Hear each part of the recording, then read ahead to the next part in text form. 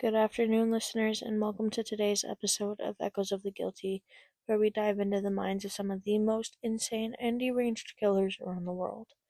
I'm your host, Lily, and in today's episode, we'll be talking about one of the hardest cases I've had to research. So, this case happened not too far from Munich, Germany in 1922, and it honestly threw me off a lot. The case that I'm talking about is the Hinterkaifeck one. It's an axe murder of a family of 5 and their maid, and it has relatively similar MO to the cases I briefly touched on in the past. And again, this is one of the cases that I did talk about in my very first episode. But before I begin, I do want to warn you all of what is yet to come. There are a lot of gruesome details in this case that I will be sharing, so if you do believe that it will make you uncomfortable or even trigger you, I do recommend that you stop listening now. And if you're still here, you might want to forget your blankets because it's probably gonna be a hot ride to hell that we're going to be going to. And for any Germans that are listening to this episode, I do want to apologize in advance for any mispronunciation that I might make, given the fact that I am fully American and things like that. So, again, apologies in advance. But before I dive into the case, I do want to give a little bit of background on everything. So, with this family, it started off with Kazia Assam, now known as Kazia Gruber. And she was married to Joseph Assam von Hinterkaifeck, and he died in 1885 of pneumonia on the Hinterkaifeck farm. And since she was his spouse, she inherited the farm and not even a year later married Andreas Gruber since she needed somebody to help out. So, at start, she initially just hired Andreas to take over for her late husband's responsibilities, and he became father to their daughters, Victoria and Sophie. And they did have a third daughter, but she does remain unnamed due to the fact that she passed the day that she was born. And the sad thing is that out of those 3 daughters, Victoria was the only one to make it to adulthood, and the way that she became that only daughter, like, it's so heartbreaking and gut-wrenching, and I hate I hate it. I hated when I looked into this case, and this case was just honestly one of the hardest that I looked into so far. But now, enough of my tangents for now. Now it is said to believe that Andreas was always aggressive with his daughters. He would sexually assault them all of the time, and during the winter season, he was caught by his neighbors locking Victoria and Sophie in the cellar, and this was when Victoria became the only daughter, because Sophie died in the cellar due to the cold. And probably other factors that weren't stated, so, I mean, a lot could have led up to her death, but this is what was said.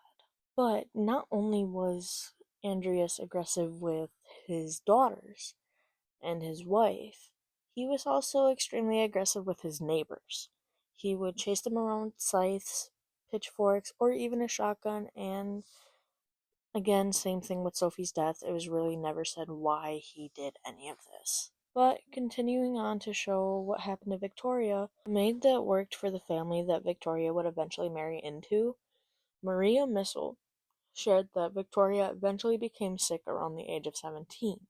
And when she went to go visit a doctor, this doctor said that she should be intimate with a man. And since her family didn't have any viable suitors, Andreas decided it would be okay to take her virginity in the presence of his wife. And sadly, Missel wasn't the only one to tell a story like that. So, the former maid of the Gerbers, Crescens Rieger, accidentally walked in on Andreas violating Victoria, and later she was told by Victoria, and I quote, "If I had known you were coming into the barn, I would not have given in to him." which is honestly so sad because this girl was stuck with this man for pretty much her entire life, and she was being violated by this man that was supposed to be protecting her. Her father, a man that was supposed to be protecting her, was doing this shit to her. And what's even worse is that Maria Missile, um, she worked for the Gabriels, and eventually Victoria married Carl Gabriel Jr. And it's sad because she was only with him for, I want to say, about like 9-ish months, if that. Because they married on April 3rd, 1914, and it is said that Carl died in December of 1914 after being drafted into World War One. And, like, obviously, this is just something that I, like, am thinking is, like, Carl was probably some sort of safety for her, some sort of security, and he wasn't able to protect her from her father. Andreas continued to violate her during and after her relationship with Carl. And in 1915, she gave birth to Kezia Gabriel, named after her grandma, and she was called Silly. And sadly, the violation of Victoria never stopped even after the birth. Though she did get a little bit of security shortly after Silly turned 1, since in the town that they lived in, it was illegal for incest, which crazy to think about, but I'll get back into that in a second. Andreas was sentenced to 1 year in prison for incest, and even sadder was that Victoria had to serve a month for the same crime. And see, it's like, I understand you guys can be like, oh yeah, this was like late 1800s, early 1900s, whatever, so this is like normal. But incest should not be something that was normalized. And granted, yes, like now it's like this disgusting thing, and we all make jokes about it being something that happens down in Alabama and blah blah blah. But it's still like disgusting how it was probably so normalized in some of these cities and places, like that it was made illegal in the town that they lived in. And it's kind of worse with the fact that Victoria had to serve time for incest, even though she really had no say in it. And it's just like, I don't know. Yes, like I said, it was like the early 1900s, whatever, so it was probably normal, but still. Now, although Andreas did deal with the consequences of his actions, he still didn't stop. And in 1919, she became pregnant and birthed her son, Joseph. But no one knew for sure who his father was because Victoria was also having a relationship with their neighbor, Lawrence Schlittenbauer, which I will get more into him later. But he denied a paternity test or anything like that because there was a possibility that Andreas was the father. And even if Lawrence did agree to like the test or anything like that, it would probably put Victoria in danger. But Schlittenbauer was still put as Joseph's father on the birth certificate, and despite him being put on the birth certificate, he reported Andreas and Victoria later for immorality. And this time, thankfully, Andreas was the only one convicted. But it seems like Victoria was so brainwashed by Andreas because she begged Schlittenbauer to drop his statement. And she begged so hard that he did. And you may think, like, hey, now that there's two young kids at home, maybe everything will calm down, be normal, like no incest, things like that. Yeah, that didn't happen. It's pathetic and sad, and just like, as I said before, it's disgusting for a father to even do that. And I mean, yes, I know, like, even some dads now and whatever, like, they do that now, but that doesn't make it right. That doesn't make it okay. And obviously, and I think that we can all agree, the article that I read said, and I quote, that something worse was yet to happen. But let's do a little bit of backtracking. So, Crescens Rieger, the woman that I mentioned before, the former maid for the Grubers, yeah, she quit. And you might be asking, like, hey, did she quit because she couldn't bear to see what Andreas was doing to Victoria? Honestly, I wish.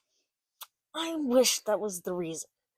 But it was something, honestly, a little more disgusting and a little more pathetic. And that's kind of saying something.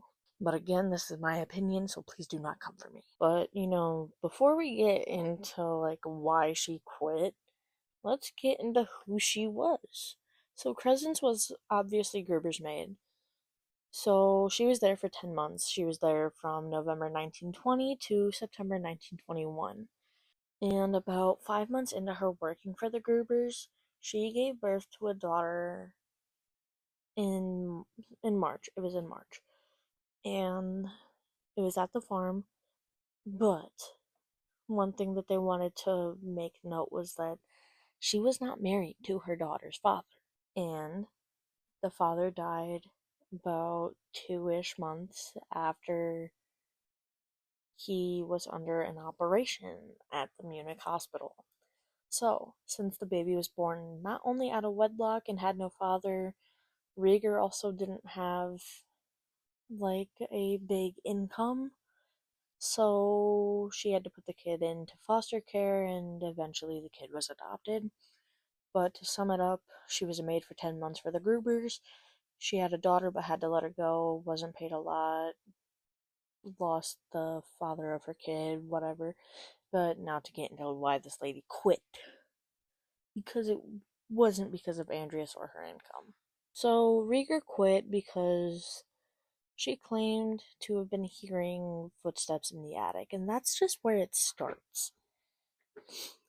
In a statement that she made 30 years after the case was investigated and eventually closed, she said that her locked bedroom door, was open.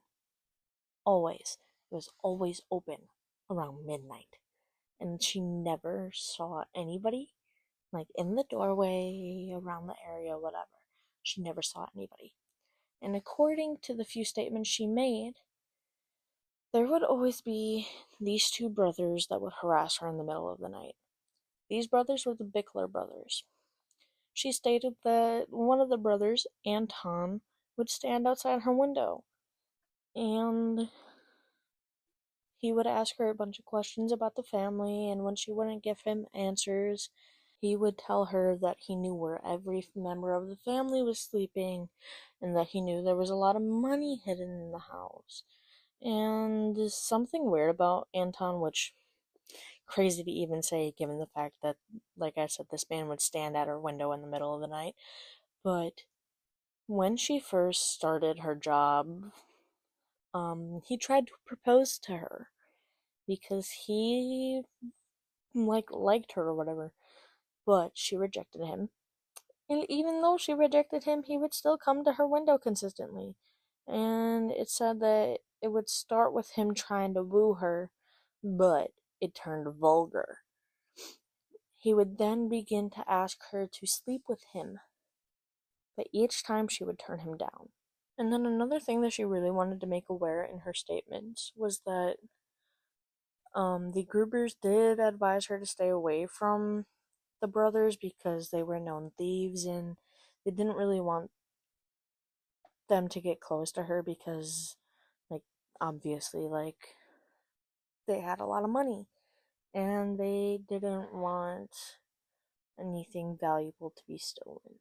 And another thing that was noted in her statements, and I mean, I don't really understand why when they don't really go into detail of it, but like I said, how Anton was the one that was always going to her window, it is said that Carl, his brother, would even stop to talk to her at her window at one point.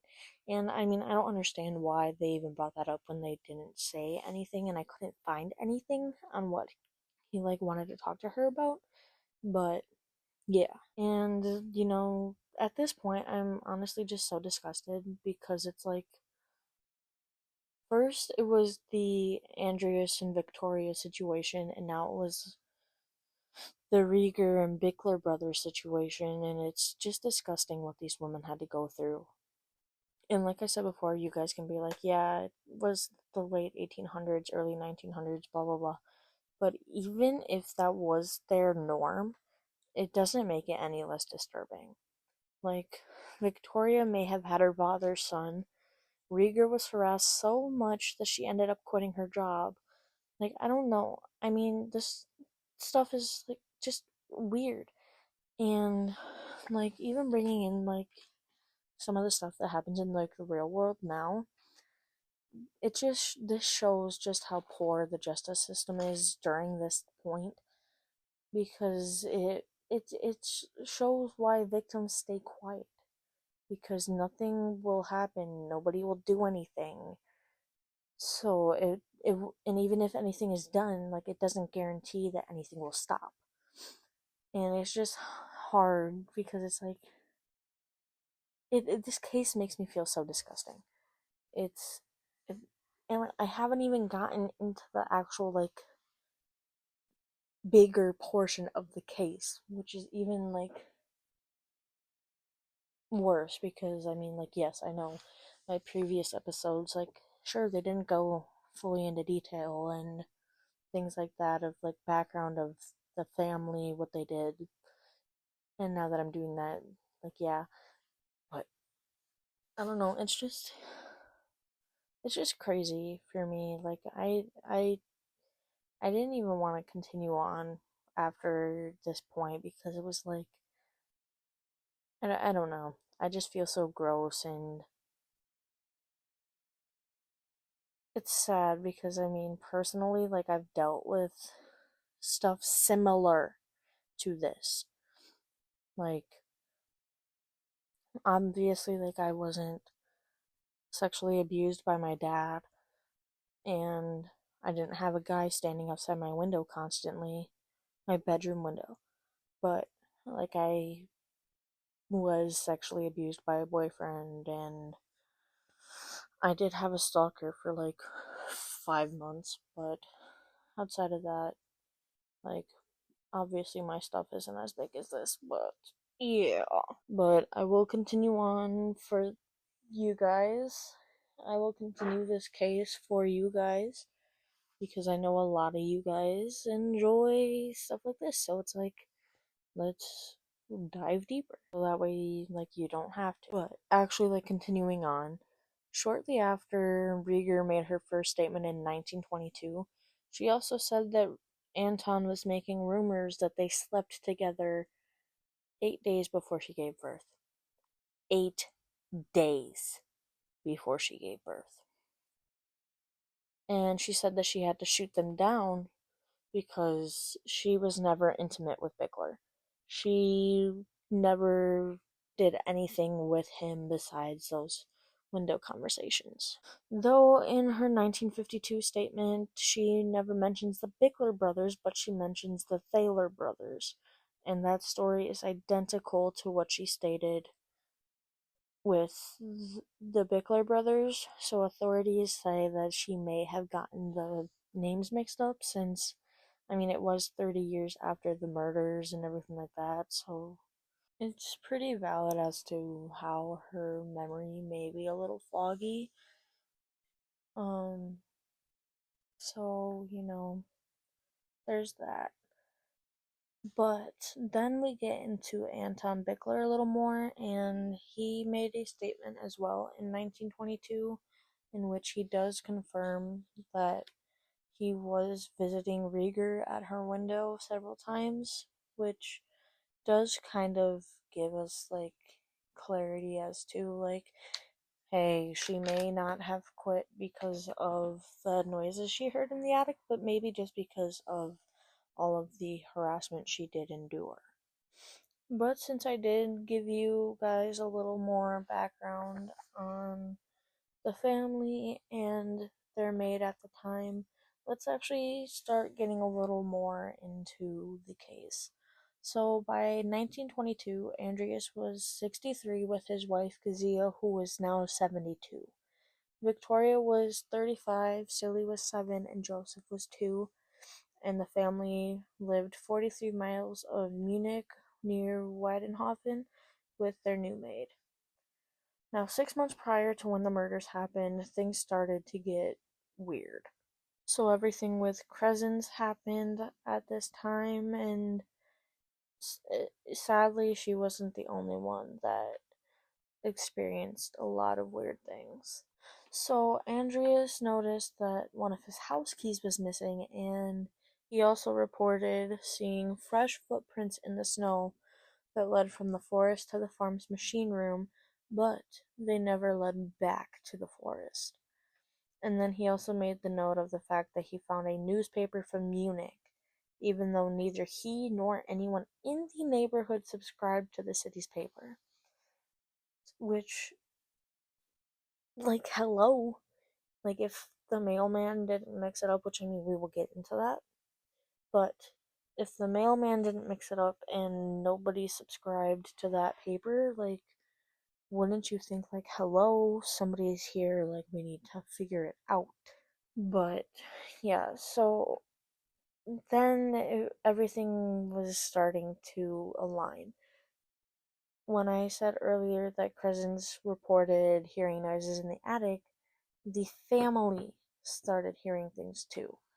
And at this point, it was just the 5 family members, so they were without the maid for 6 months, into which they hired Maria Baumgartner, but she didn't come until March 31st, which was the day that everything took a turn for the very worst. And Baumgartner's sister told people that Maria had mental and physical disabilities, and she walked with a limp due to one of her feet being shorter than the other. So, some background on Baumgartner is that before the Grubers hired her, she worked for an older lady in a different town, but she was let go because the mayor of that town said, and I quote, "I don't like having a crippled person in town," which honestly, that's extremely pathetic because I mean, what? She's doing her job right, isn't she? Like, sure, she limps, but if she's doing her job right, I don't see why that would have been a problem. But, anyways, that's my own opinion. But, anyways, around 5 p.m. on March 31st, 1922, Franziska, Maria's sister, walked her to Hinterkaifeck. And in Franziska's statement in 1932, she said the farm seemed lonely. And another weird thing with that was that she said that Maria also called out to her again after they had said their goodbyes already. And similar to Rieger, Franziska had to shoot down more rumors. And these rumors were saying that someone was looking down at the sisters as they entered the farm, and she had to tell everyone that it was very much wrong. Now, the day before Baumgartner arrived and before the murders, this was when Andreas said that he saw the footprints leading from the forest to the farm and then leading back to the forest. And on top of that, he noticed that the lock to their machine room was broken. Now, he did inform Lawrence Schlittenbauer, which was his closest neighbor, which was about half a mile away, about this, but despite telling Schlittenbauer, he refused any help because he wasn't concerned since there was nothing of any importance missing, if anything at all. And before the discovery of this, Andreas and Victoria were telling people that they were hearing noises in the attic, but again, they refused help since Andreas had already been up in the attic and found nothing. And even following him investigating it all, he said that he wasn't scared because even if there was somebody there, he had his rifle. And so the attempted break-in was documented by authorities, but since nobody found anyone on the premises besides the family, the noises in the attic were still left up in the air as to whether or not they were true or made up for attention. And another thing that happened that day as well was that Silly told one of her friends at school that her mom fled the farm after a fight with her parents, but it never said why they got into that fight, so I can't really go into details about that, but later that night, Victoria was found hiding in the forest near the home and brought back. So, I mean, yay, I guess. But now let's get to the day of the murders. So, as I said prior, Maria came with her sister around 5 p.m., and it was said that Francisca was the last person to see the family and her sister alive. And after Francisca left, nobody reported seeing anyone come in or out after this point, so nobody was suspicious of anything. So now, it's late, everyone in the neighborhood is either asleep or at work, so no one witnessed anything. And slowly but surely, each member was lured into the farm. Every member but Maria and Joseph. Now it is said that Andreas was lured first, followed by Kazia, Victoria, then Silly, and they were all beaten to the head with a mattock. And if you don't know, it's one of those agricultural tools that kind of looks like a pickaxe, except the blade is arched and it has a chiseled edge. So it's kind of like a scythe, if you've ever seen that, like a Grim Reaper weapon almost, but just smaller ish. So that's what a mattock is. And another thing to note was that nobody was certain if the killer had lured them in himself or if he may have triggered the farmstead into luring the family in. So I don't know. It never said in any of the articles I found. I tried looking into it more, but I couldn't find anything. So, but now the bodies had gone undiscovered for at least 3 days. Now, the following day after the murder, the Sharkovsky brothers came to take the family's coffee order, but they got nothing from them. So the brothers knocked on the front door, nobody answered. They went to the window, knocked again, no answer, and they didn't see anybody in the house either. So then they went around to the yard and saw nobody. So it was okay. And then they did claim to see that the gate to the machine room was open, but of course, people these at that time, they didn't suspect anything, so the brothers left. And honestly, at this point, I was really irritated because it's you're telling me that this family, one of the most consistent families in the neighborhood, didn't answer when you repeatedly knocked, and you go around the house and you see that nobody's there, but the gate to their machine room was open, and you suspected nothing. And if no one's answering and you go around, you see nobody, but the gate is obviously broken, you go, oh yeah, that's normal, and then you leave. And the thing that makes it so much worse is the fact that they didn't even report it. There was nothing about these two guys after this instance, and I can't even begin to fathom what their statements would have been if they were interrogated. And honestly, in my head at this point, I was they probably would have said something oh yeah, we went to get their coffee order and nobody answered, so we looked around the property and found no one, but we saw the machine gate open. We didn't suspect anything though, so we left. What? I'm sorry. I'm getting mad over a case that happened over a century ago. I'm sorry. But anyways, let's continue. So the days following, it is noted that the family didn't show up for Sunday worship, which within itself is weird because literally everybody went to Sunday worship. And even Saturday and the days after Sunday following the murders, Silly school noticed that she didn't show up. And mind you, this family is always on top of their kids' schoolwork, and everything like that. So for her to have several unexcused absences, like, it was weird. And prior to the murders, Andreas hired a guy to come fix the engine in the machine room. And so on April 4th, Albert Hoffner came. He knocked on the door to let the family know, like, hey, he's here. But after an hour of no response, an hour of no response, he decided to work on it because he was frustrated that no one came. And he was made aware that the family may have not been home, like, when he was supposed to get there. And he also had an appointment scheduled after this one, so he wanted to get it done. So he went around back to the engine shed. He broke into it since there was just a small padlock there, and he got started on this 4.5 hour long assignment. And by the time that he finished, it was nearing 2:30, and so he was getting ready to leave. But he saw that the barn door, which was closed when he got there, just wide open, and their family dog was just sitting at the front door. So he investigated, and so he checked the front door to see if it was open, but it was locked still.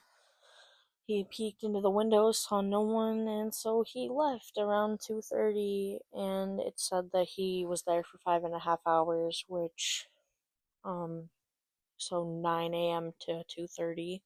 But yeah, so he went to his next appointment and he was talking to the farm owner about how he didn't see any of the Grubers, and the farm owner eased Hoffner's nerves when he said that the family is typically out chopping wood until they get home after dark. So after that, Hoffner wasn't as suspicious of anything, and he did give a statement in 1925, but since it was 3 years after the murder, he wasn't able to give exact times of when he arrived and left the farm. So, like, this is where he started to get a little fuzzy with everything. But, you know, it happened 3 years ago, so it's like your mind starts to block things out, or you just start to forget things. But, anyways, outside of Hoffner, it is said that the bodies were discovered around 5 p.m. later on April 4th. Now, most of the information for this case did come from Darlene Campos, her website, and she had like this timeline of everything that happened after the murders. And on this timeline, she has like whether this was like a fact or if it's just like some theory. So it's like a fact or possibility for this timeline. And I wanted to go through it because I feel like it touches more on what I may not have touched on. So, starting with Saturday, April 1st, 1922, the facts are that Silly Gabriel was missing from school. The Sherkovsky brothers came to sell coffee later that day, and their knocks were met with silence.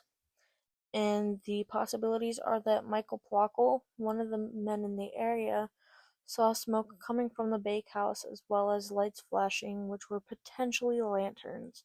And he said that he also saw a large man on the property who matched Schlittenbauer's build, and he was flashed with a light in his eyes, which scared him away.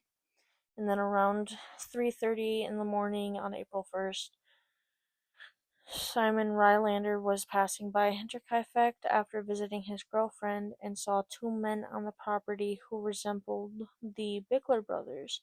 And he stated that he heard the brothers liked stealing, so he believed that they could have been connected to the murder in some sense. And then we get into the fact for Sunday, April 2nd, 1922, where the family didn't show up for worship. And then the possibilities for that day are that Victoria's friends from the choir found the farm deserted when they went to go pick her up. And following church, there was a young boy who we don't know the name of. He couldn't get a hold of anybody when he went to go buy a lard from the family.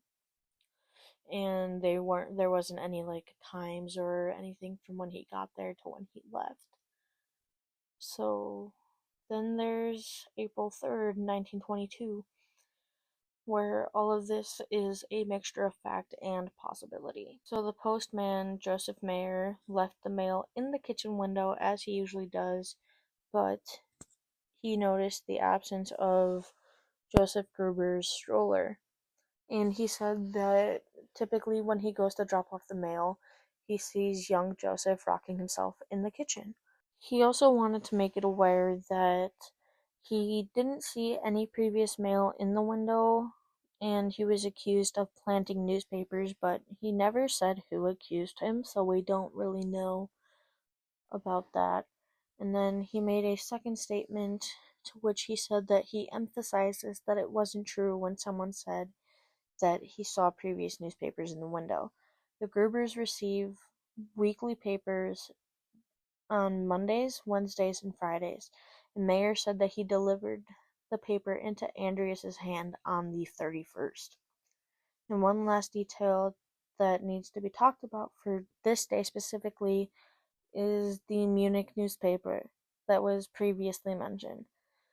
Mayer said that the family was anxious about the paper because he said that he didn't give them the Munich newspaper, so they believed that someone was living on their property, given the previously mentioned footprints as well. And it is noted that Mayer's statement was taken 30 years after the murders, so he wanted it to be known that his memory may be fuzzy. So obviously, like, his statement is not 100% accurate, which is why it is a mixture of fact and possibility.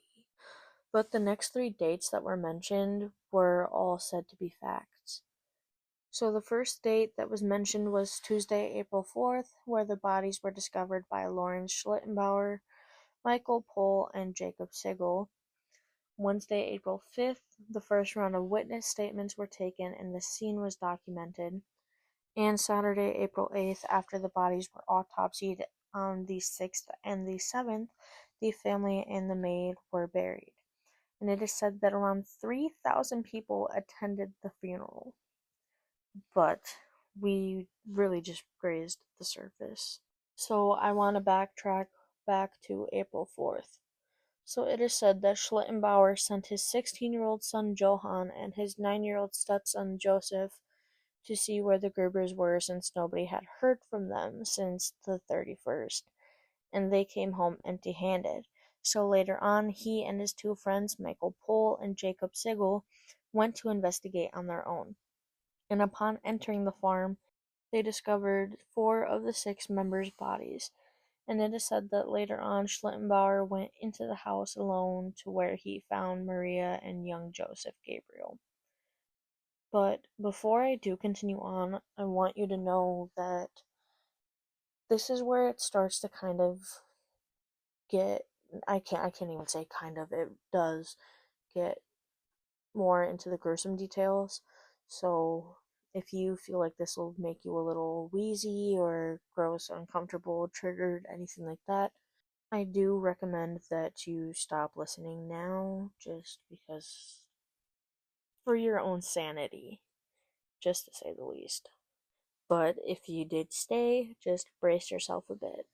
So, Kezia Gruber was found to have 8 holes in the right side of her skull, and Victoria was found to have 9 after being hit repeatedly on the right side of her head. And there was also strangulation marks found on her neck. So there was a chance that she might have been strangled to death before she was beat, but we don't really know. And then there was the young Kezia Gabriel, where she had 1 hole on the right side of her face from the mattock. And she also had a smashed jaw from when the killer used an iron band, which was found in the hayloft later on during the investigation. And it is said that it was probably used to silence her. And it's said that the most fatal injury to her was when they slit her throat with a pocket knife.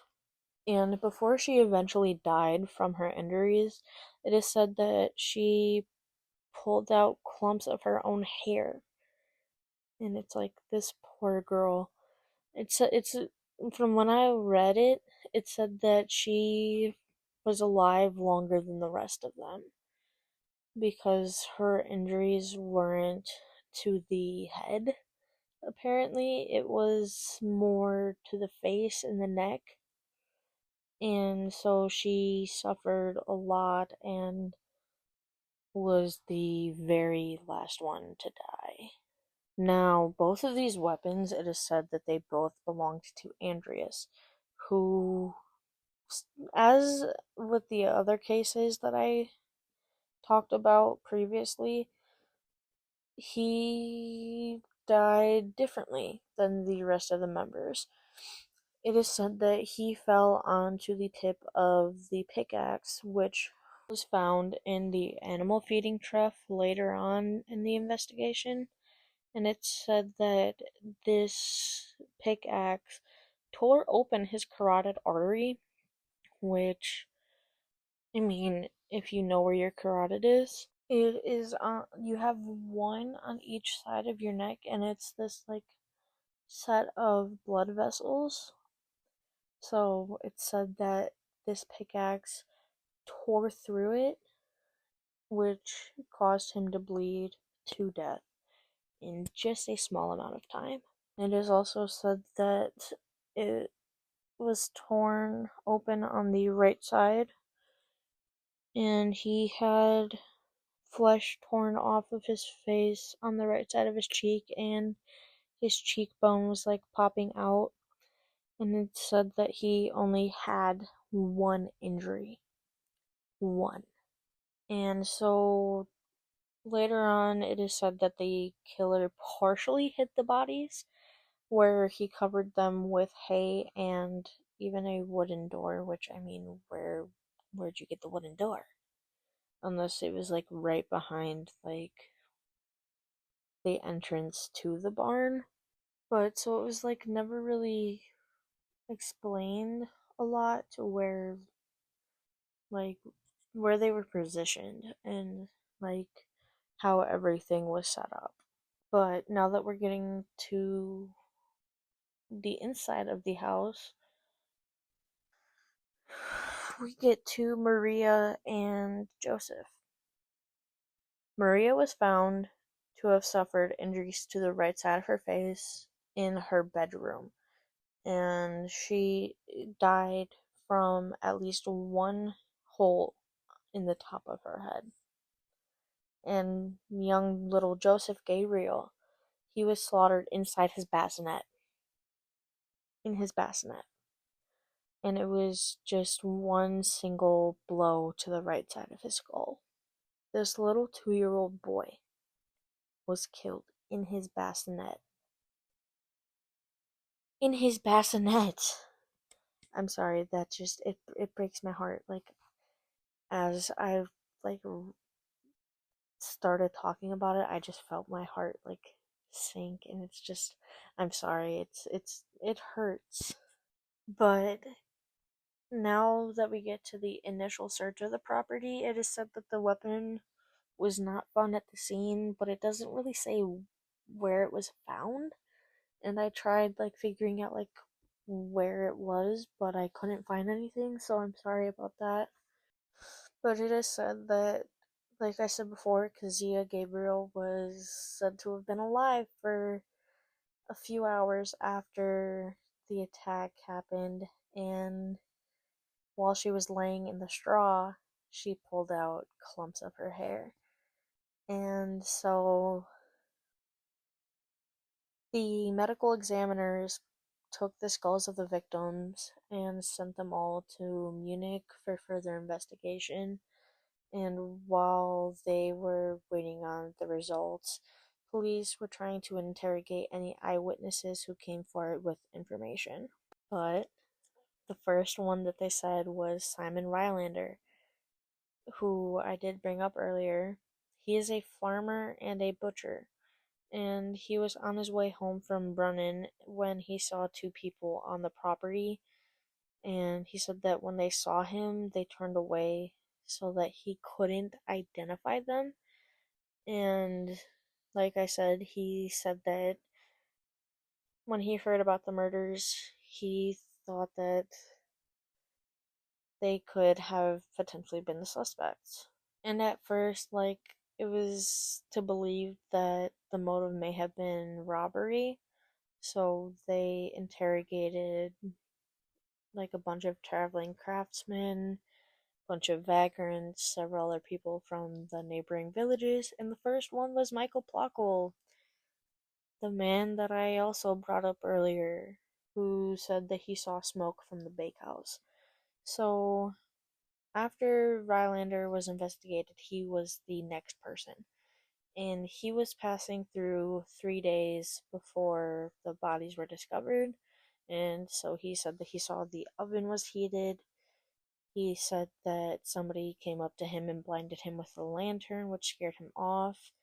And another thing that wasn't brought up before was the fact that he noticed a revolting smell from the fireplace that reminded him of burning rags. But unfortunately, there was no further investigation to figure out like what this burning smell thing was. So, I mean, that's kind of unfortunate, but yeah. And they said that the robbery theory was quickly dissipated when they said that they found a huge amount of money that was still in the house. And from all of the evidence that was found, it said that the killer may have stayed in the house following the murders because the cattle was still being fed. There was recently cut meat, all of the bread supply was consumed.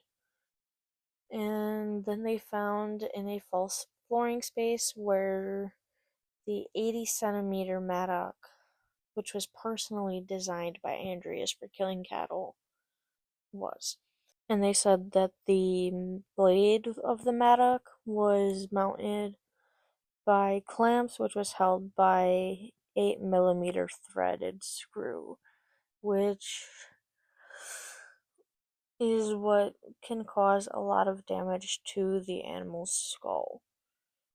And they also said that they found haystacks left behind, they found roof tiles removed, the carpet was put down to muffle footsteps, and with the roof tiles being moved, it is said that um it was so that they could like look out to see like who or if anybody would ever like come. So I mean, these people were smart.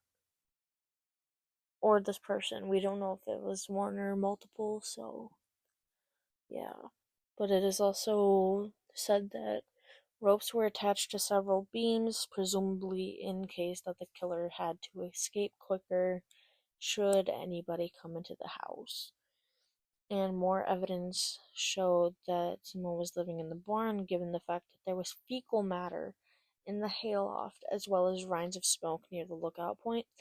And so, going back to when Plockle said that he smelt like burning rags, it could have been that fecal matter that was being burnt. I mean, granted, I don't know what burning poop smells like, and I don't know what burning rags smell like, so I don't know if they like smell the same. But yeah, so chances are that it could have been either the burning poop or it could have been the person burning like clothes, but nobody really knows for sure. And I think I said earlier that nobody really knew like if the killer had lured them in by himself or if he triggered the animals, but it is said that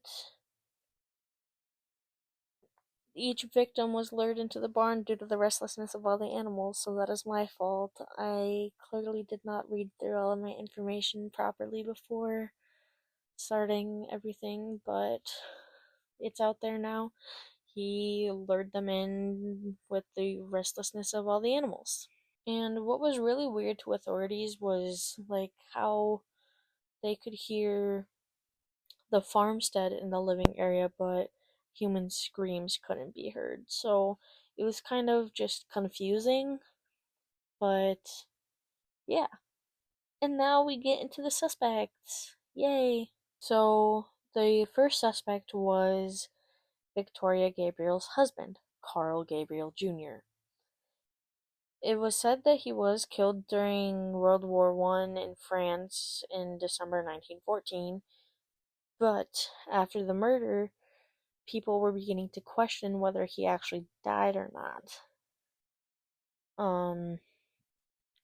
Because there was no evidence that showed that Gabriel even fought in World War I, and it is said that German captives were released prematurely during World War II, and they were claimed that they were released by a German-speaking Soviet soldier, and they said that he claimed that he was the Hinterkaifeck murderer, and authorities believed that this soldier was Carl Gabriel.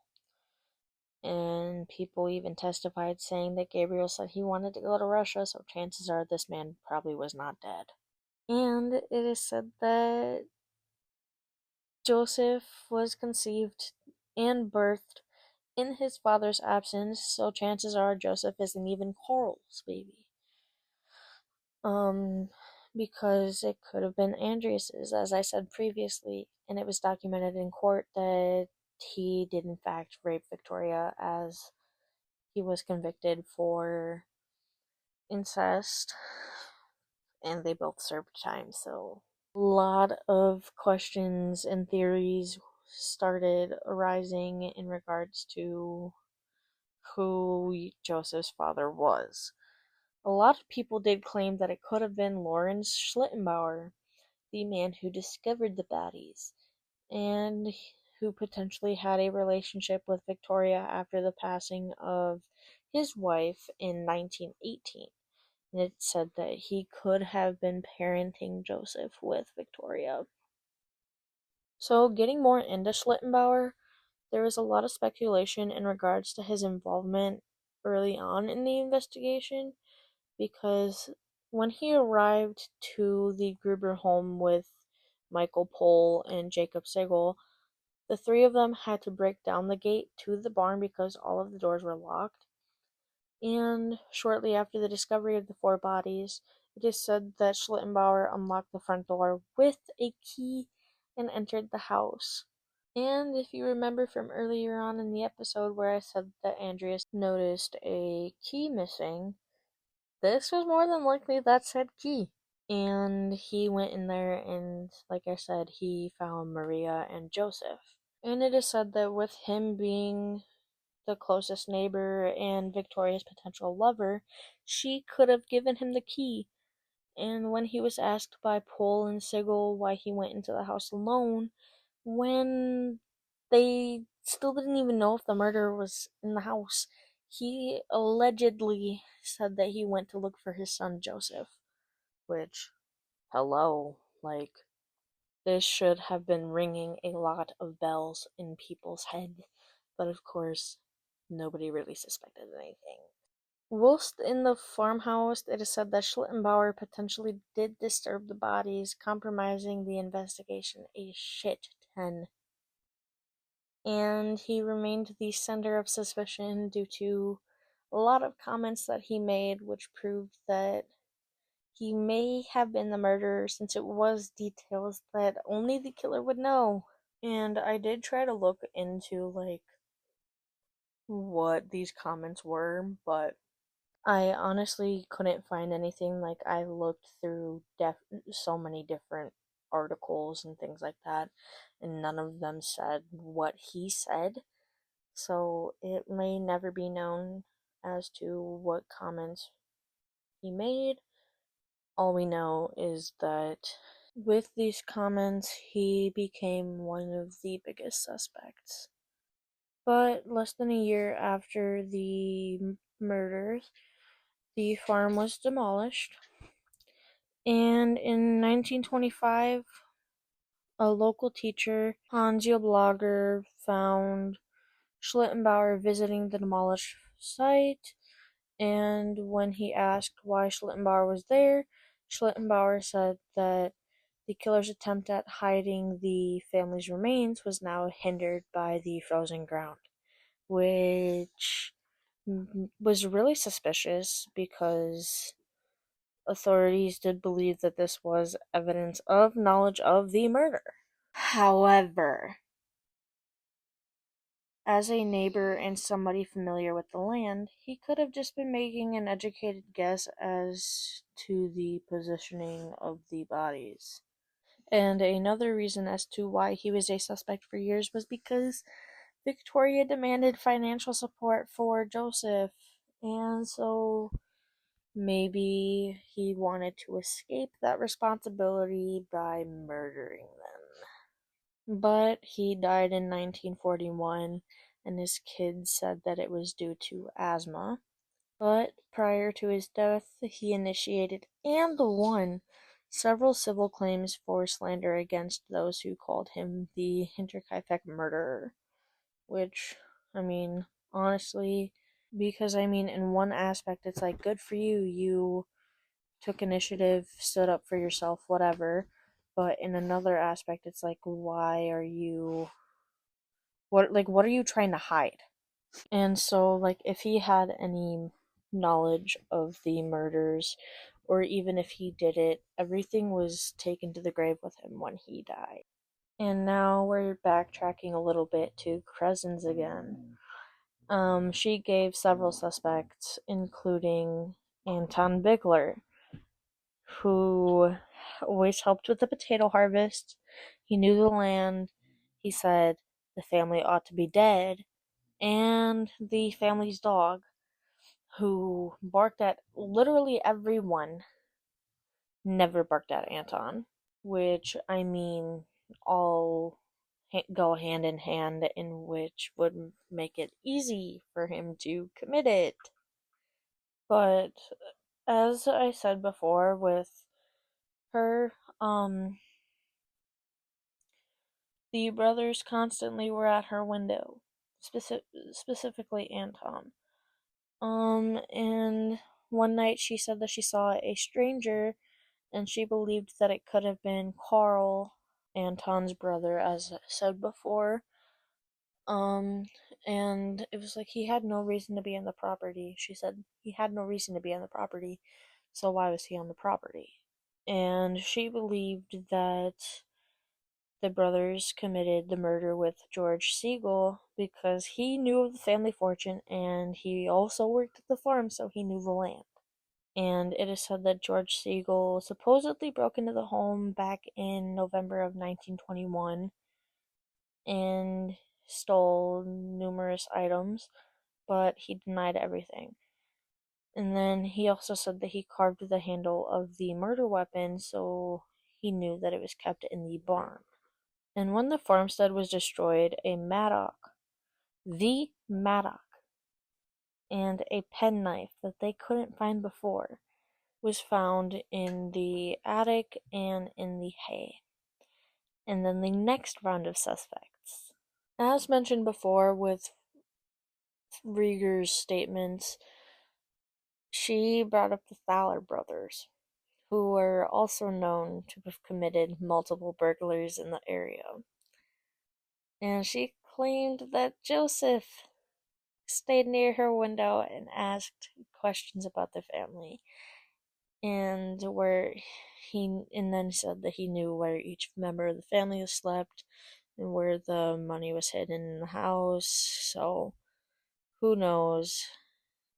And she said that during the interaction with Thaler, she made note of a stranger that was nearby but couldn't figure out who it was, and then said Thaler and the strange man looked at the machine house and then turned their eyes upwards. So who knows? Her statements were a little wonky and mixed up, but I mean, her statements were all like years after the murders, so honestly, who knows what aligned with what.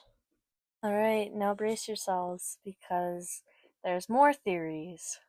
So in May of 1927, it is said that a stranger stopped a resident of Weidhofen at midnight and asked him questions about the murders before shouting that he was the murderer. And this said stranger ran away and was never identified, so like we don't really know a whole lot about that. And that was really all that was said. So I mean, why mention it if anyways, I don't know, it just pisses me off a bit with this case. And then we get into more suspects. And I mean, the biggest one is Andreas. It is said that he was the murderer. They said that he may have cold bloodedly beat his family to death, and it would kind of account for the way in which the killer was at the farmstead for the 30 days following the murders.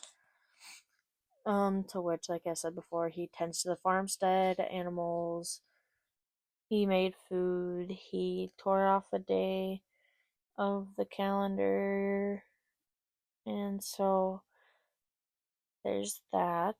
And it was noted by several eyewitnesses that someone was in the house, and the article that I read said that the Tchaikovsky brothers were ones that did claim to see somebody in the house, but I don't know.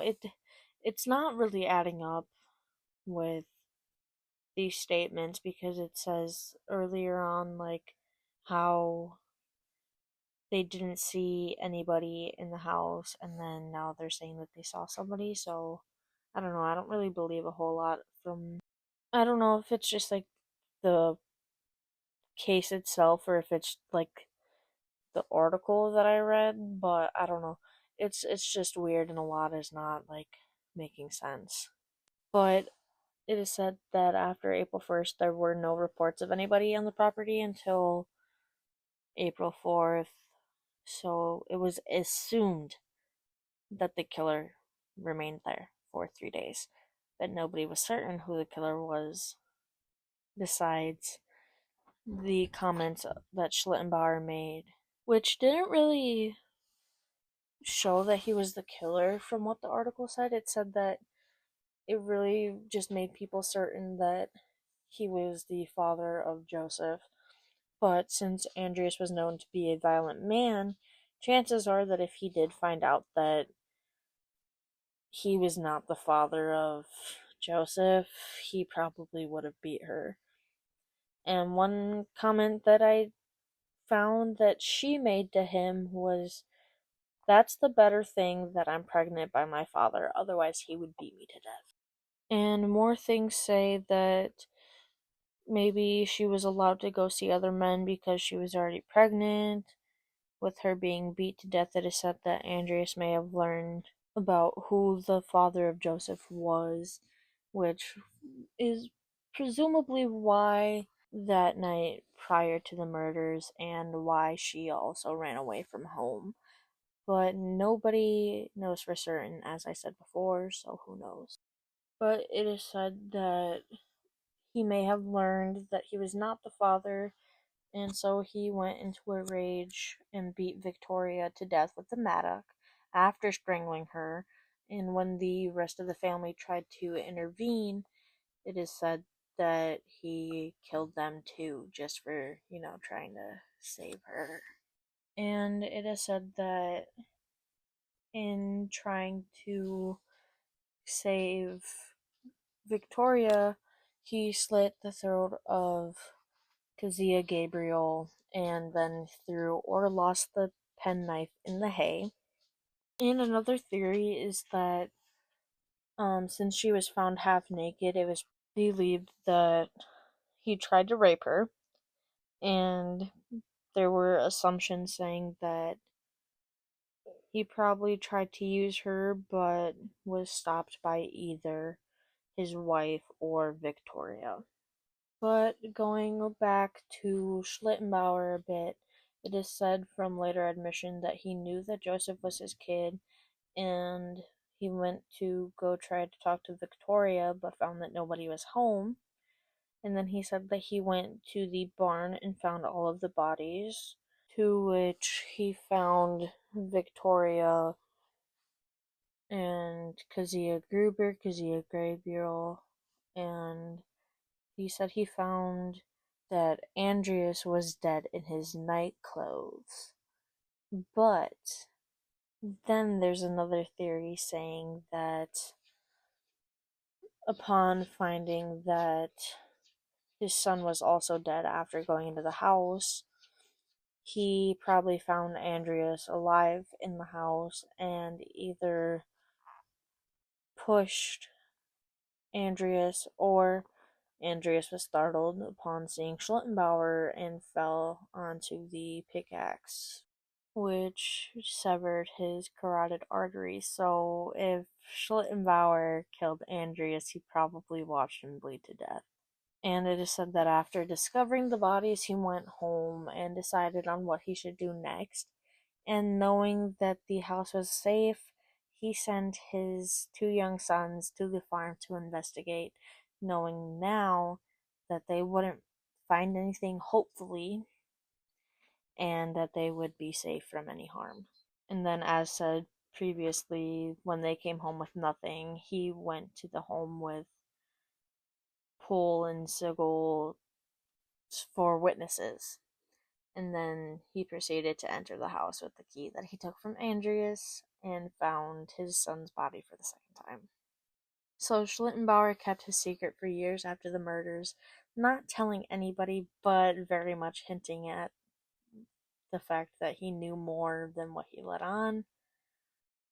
And then when he was with a blogger in 1925, he knew that the killer had tried to bury the bodies, but it was affected by the winter conditions.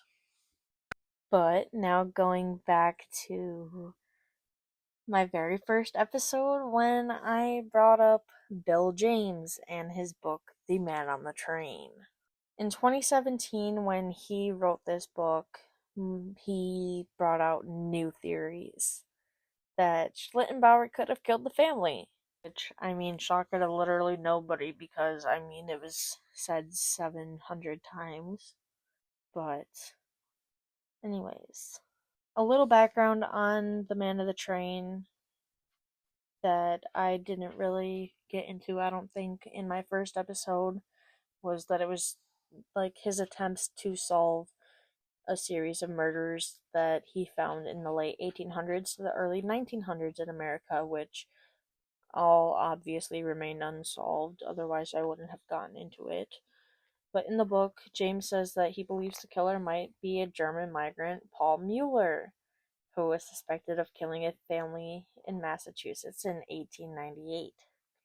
And then during his research, he found several unsolved axe murders and dug through a bunch of newspaper archives and came to the conclusion that train tracks were what the killer used to travel between the killings, which, oh, I mean, lo and behold, if you listen to my first episode, it's a pretty common pattern between all of the cases so far, so.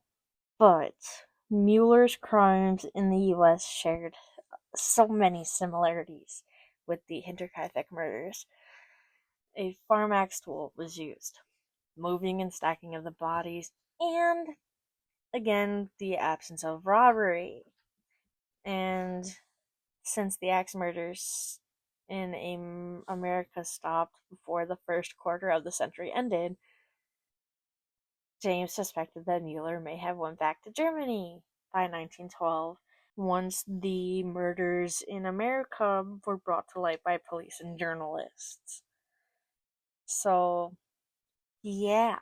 Despite the so many theories of who were the prime suspects, the case still remains unsolved and was closed by 1956 with no charges brought against anyone. And, I mean, I don't know why they said the case was closed by 1956 when in 1986 they investigated their very last person. So, I mean, yeah, sure, it was closed, but obviously not fully closed if they brought in another suspect right before the detective chief superintendent retired. But that is that. For those that stayed, I am honestly proud of you because this case was absolutely disgusting and I hated it. And if you hated it too, hate it with me, please, and let me know in the comments. So, yeah, but that is it for today's episode of Echoes of the Guilty, where we dove deeper into the Hinterkaifeck murders. And I would ask if this is connected to Billy the Axeman or if it was some twisted coincidence like I did in my last episode. But I honestly think that this is just one of its own. And even if it could have been correlated with Billy the Axeman, I don't really care. All I know is just that I will never be touching this episode again. But I'm your host, Lily. This has been Echoes of the Guilty. Stay safe, lock your windows and your doors, and never, ever ignore the sounds of footsteps in the dark.